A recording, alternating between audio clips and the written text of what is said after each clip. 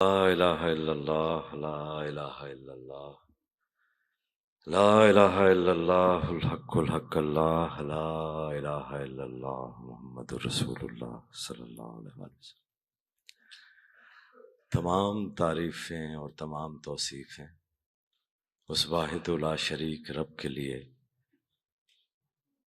جو خالق ہے ان تمام مخلوقات کا جنہیں ہم جانتے ہیں، اور ان تمام مخلوقات کا بھی جنہیں ہم نہیں جانتے۔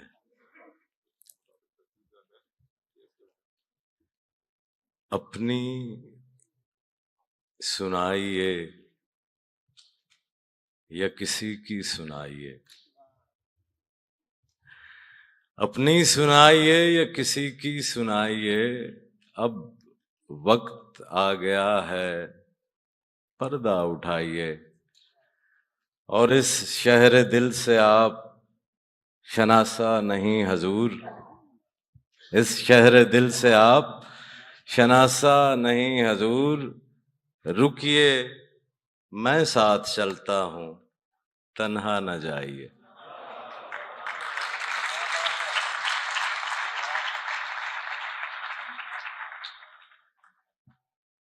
طارق رحمان صاحب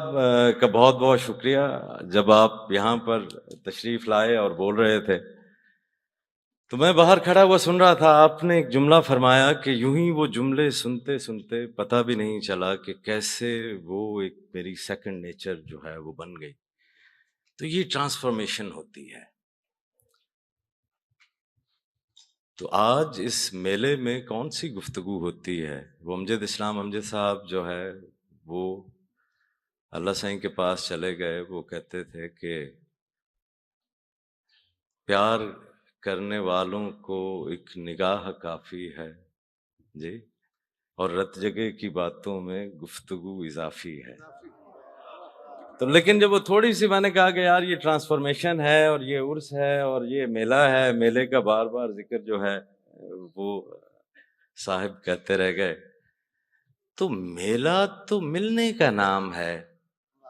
یہ اکٹھ کا نام نہیں ہے، یہ گیدرنگ جو ہے وہ نہیں ہوتی، یہ ملنا ہوتا ہے۔ اور ایک ہی شخص جو ہے وہ پورا کا پورا میلہ ہو سکتا ہے، اور ایک ہی شخص جو ہے وہ پورے کا پورا میلہ لوٹ کے لے جا سکتا ہے، جیسا باسف صاحب نے کیا۔ اور میلہ لوٹا کیسے؟ میلہ لوٹا کیسے کہ انہوں نے یہ جو لنگوا کا پرابلم ہے، جہاں پر ثقیل اور مرصع اور مثنیٰ الفاظ سے کے انتخاب سے کچھ ایسی بات کی جائے کہ وہ آپ کی علمی دھاک جو ہے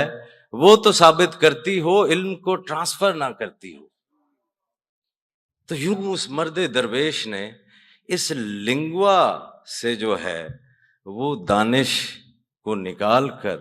ایک عام فہم، ایک سلیس زبان میں نہ صرف ایک سطحی شعور رکھنے والے کو اور ایک بہت اعلیٰ شعور رکھنے والے کو، دونوں کو برابر دے دی۔ تو ٹرانسفارم ہو کر جو ہے، مجھے تو یہی جو ہے وہ لگتا ہے کہ محل کے دروازے پر جب آپ پہنچ جائیں تو آپ کو گدھے سے اتر جانا چاہیے، چاہے وہ گدھا آپ کے سفر میں آپ کے ساتھ رہا ہو، آپ کا بوجھ اٹھایا ہو، ان تمام گھاٹیوں سے آپ کو لے کر نکلا ہو، ان ندی نالوں سے، ان پتھریلے رستوں پر آپ کو اٹھائے اٹھائے چلتا ہوا آ جائے، اور وہ محل کے دروازے پر پہنچ جائے، اور وہ محل محل ربانی ہو، وہ محل آپ کا قلب ہو، تو آپ کو اس عقل کے گدھے سے اتر آنا چاہیے۔ کیونکہ کوئی بھی دربان آپ کو گدھے سمیت اندر جانے نہیں دے گا حضور۔ محل باہر سے خوبصورت ہے، لیکن یہ اندر سے اور بھی جو ہے وہ بہت زیادہ ہی خوبصورت ہے۔ تو عقل کو تھوڑا سا پس پشت جب ڈال دیں تو کسی نے حضرت خواجہ نظام الدین محبوب الہی سے سوال کیا کہ حضرت یہ دنیا کے مصائب و آلام کا جو ہے وہ علاج کیا ہے؟ تو سلطان جی مہاراج فرماتے ہیں کہ دنیا کے مصائب اور آلام کا علاج محبت ہے۔ وہ بھی آگے جو ہے وہ چالاک شخص تھا، اس نے جھٹ سے جو ہے سوال کر مارا، ممکن ہے کوئی صحافی رہا، اس نے کہا کہ جناب اگر یہ محبت کام نہ کرے اور علاج نہ ہو تو آپ نے مسکراتے ہوئے فرمایا کہ پھر اور محبت کرو، کیونکہ نسخہ یہی ہے، مقدار بڑھا دو۔ انسان کیونکہ قلت کا شکار رہا ہے ہمیشہ سے ہی کوئی نہ کوئی چیز کم رہی ہے، کبھی ہاؤسنگ کم تھی، کبھی کپڑے کم تھے، کبھی خوراک کم تھی، جی تو ہم نے یہ مفروضہ گھڑ لیا ہزاروں سالوں کے اندر کہ شاید ہمارے پاس محبت بھی بہت کم ہے، اور پھر ہم نے لفظی وہی میں نے آپ کو عرض کیا کہ لنگوا کی چیزیں جو ہے وہ زبان کے مغالطے جو ہے وہ نکال لیے، اور پھر ہم نے ایک جملہ بھی تخلیق کر لیا کہ محبت ایک سے ہی ہو سکتی ہے۔ ہم جس ہستی کے عرس میں شریک ہیں اس کی ذات اس بات کی دلیل ہے کہ انسان کے پاس اگر کوئی ایک چیز لامتناہی ہے تو وہ محبت ہے۔ یہ محبت ہی ہے جو آپ کو یہاں پر لے کر آئی ہے، جی یہ محبت ہی نہیں ہوتی تو آپ دودھ کے اندر پانی ملا دیتے ہیں، یہ محبت ہی نہیں ہوتی تو آپ یتیم کا مال غصب کر لیتے ہیں، یہ محبت ہی نہیں ہوتی تو آپ کے خادم آپ کے اوپر حکمرانی کرنے لگ جاتے ہیں۔ ہمارے اندر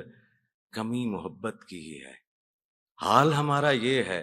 کہ بیٹا کو اگر اپنے لمبے بالوں سے محبت ہو گئی ہے تو اماں ابا کو اس پہ بھی تکلیف ہو جاتی ہے،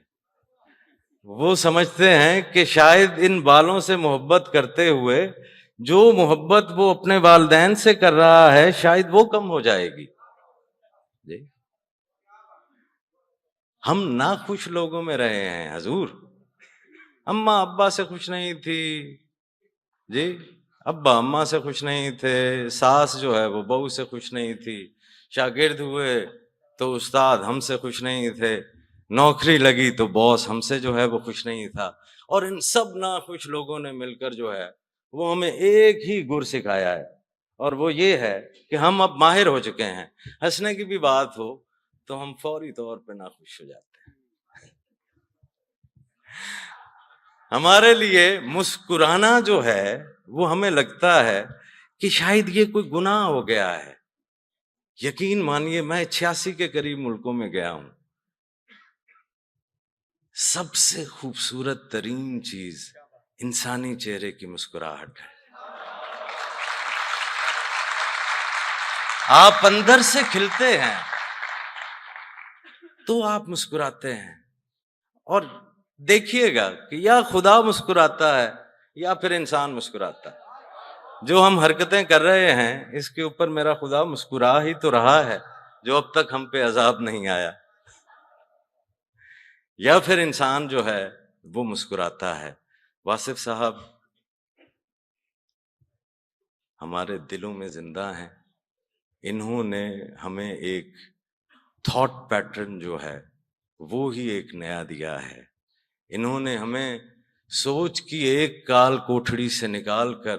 سوچ کی دوسری کال کوٹھڑی میں قید نہیں کیا جیسے دانشور کرتے ہیں، انہوں نے ہمیں اس کال کوٹھڑی سے نکالا ہے تو آکاش کی طرف جو ہے وہ اڑا دیا ہے۔ اللہ کریم آپ کو خیر سے نوازے